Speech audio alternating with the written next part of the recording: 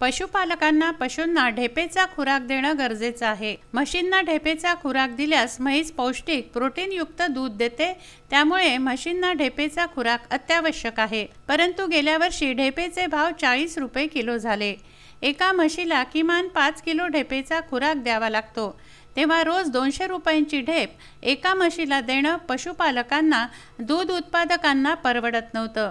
त्यामुळे म्हशींच्या खुराकामध्ये चुरीचा वापर केला जात असे।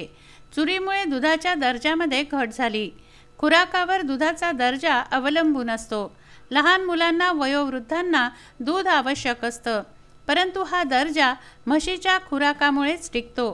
परंतु यंदा ढेपेचे भाव गेल्या वर्षीपेक्षा निम्म्याने उतरले आहेत। यंदा 20 रुपये किलो ढेपेचे भाव आहेत, त्यामुळे दूध उत्पादकांना दिलासा मिळाला आहे। त्यामुळे म्हशीच्या दुधाचा दर्जा सुधारला असून भावही वधारले आहेत। विदर्भ न्यूज, अमरावती।